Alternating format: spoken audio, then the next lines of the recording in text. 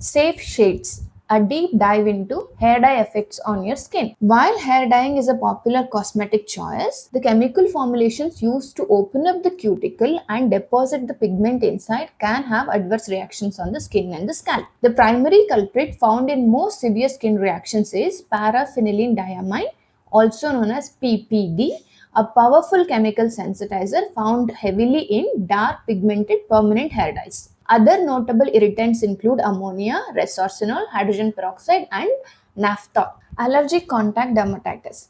Now, here you develop an allergy to a chemical ingredient present in the hair dye.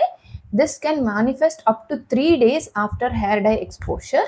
It starts with redness, itching, burning, and in severe cases, even tiny blisters. Even though it can happen all throughout the scalp, it is more noticeable in hairline region, behind the ears or on the ear and the neck region. Irritant contact dermatitis. Unlike allergic contact dermatitis where your immune system is activated, irritant contact dermatitis happens when the skin barrier is damaged. Now anyone can experience this if the product is too strong or if it is left too long. Here the symptoms appear immediately with skin tightness, redness, itching, burning. Strong alkaline agents like ammonia or hydrogen peroxide can strip the skin of natural oils or lipids, making the skin raw and parched, thus initiating irritant reaction. Pigmentary changes. Repeated inflammatory responses from hair dye can alter the melanin production both in the head and neck region. There are hyperpigmentary conditions where the melanin production is increased,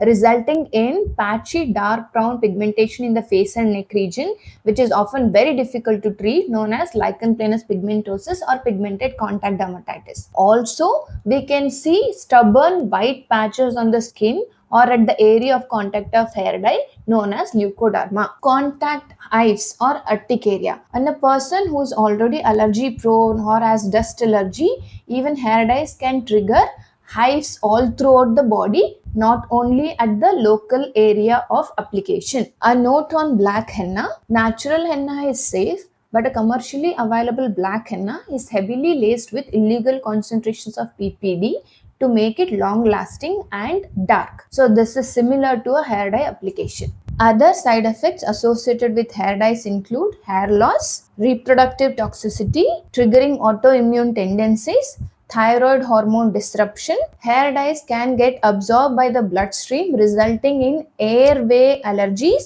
like asthma or allergic rhinitis, and inconclusive reports on even cancer tendencies. Now, hair dyes are not to be used during pregnancy.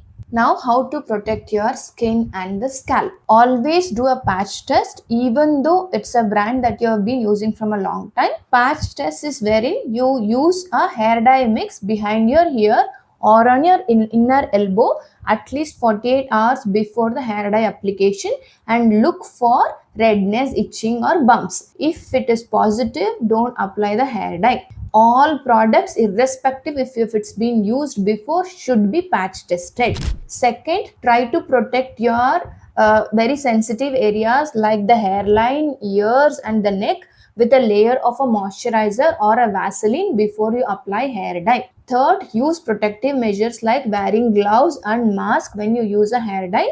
And if it's in a closed room, try to ventilate it by opening the window to prevent airway allergies. If you are getting it done in a salon, ask for less toxicity options, which is ammonia free, PPD free, and do read the label. Don't try to mix two brands together.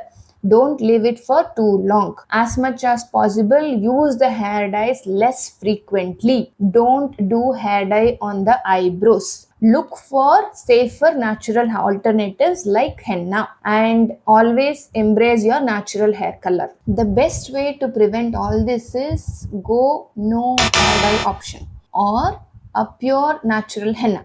But if you want to know some PPD free options, do leave a comment below.